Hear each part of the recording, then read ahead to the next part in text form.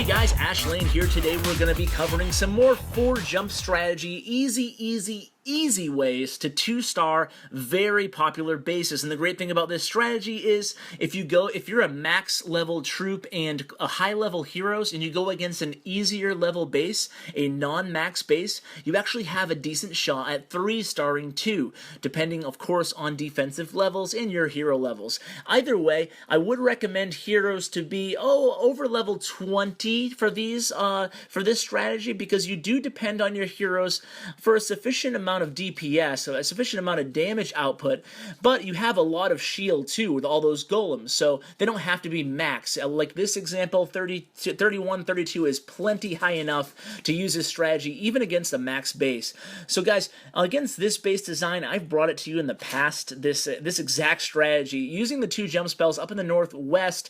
Now if the clan castle for whatever reason is in a different location, use the same jump configuration, but attack into that clan castle.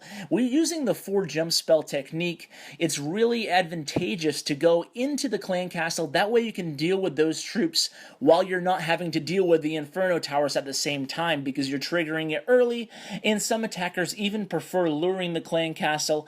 Myself, when I'm going with this many golems, I don't think luring is really mandatory in these attacks. It takes a lot of time, so it takes away your chance at 3 stars if you did have a chance, and also those golems just provide so much of a distraction that usually your wizards can take out the hound or whatever troops are in the clan castle without taking much damage themselves. So against this base, this has got to be one of the most popular bases in the game right now, guys. I've seen this base dozens and dozens of times.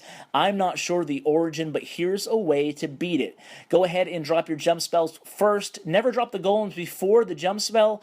At least I don't, because the thing with that is sometimes your golems can go around the base and kind of get into a jump spell you didn't intend them to get into. So you want to spread those golems out nicely, make sure they're all heading in the direction you want them to. That's going to be key to get enough shield for your heroes, and at the same time with the flanking golems, get enough percentage so you get the 2 stars nice and easy.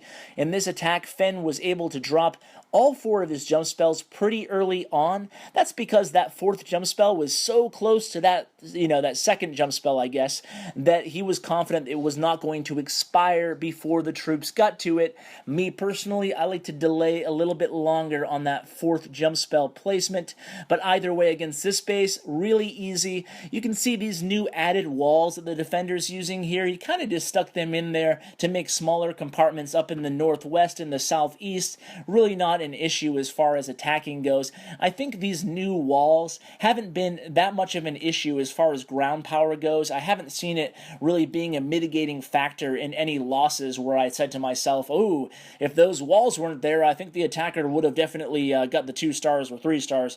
I don't think it really affected ground troops as much as some people thought, even myself included at first. Now this last replay, guys, is going to be against this base. It's an oldie but goodie base. It has been used for a long time now. You can see the defender just kind of plop down those new walls over in the west. It looks like it's kind of misplaced there, the new walls. That's actually not a horrible spot, because that is the most popular spot to enter this base with a mass witch attack. So anyway, Hunter's going to use the 4 jump technique. You can see he delays on that 4th jump placement, and it's just beautiful. It's an easy attack. Yet again, the 3rd attacker in a row against the 3rd really popular base in a row goes into the clan castle, engages into that clan castle, triggers it early, allows the golems to jump right into the center there. It's really easy. One thing I did want to talk briefly about, I've said this on my other guides with the 4 jump spell, but the idea is you don't need free spells when you're using 4 jump, no matter what level your heroes are.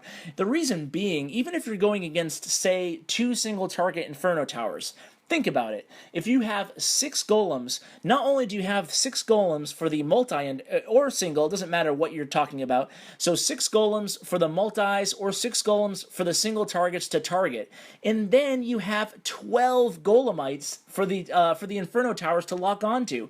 That is a lot of shield for those 5 beams on the multis or for that single target beam.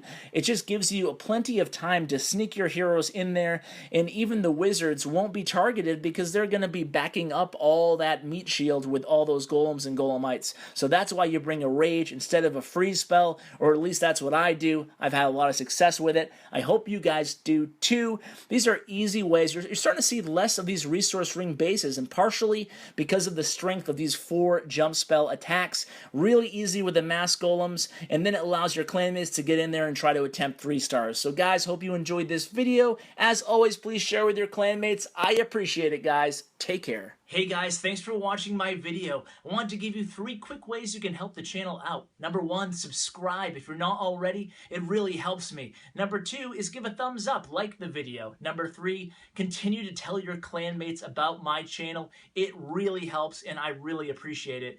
And also social media. You can find me, follow me on Twitter at @clash_with_ash.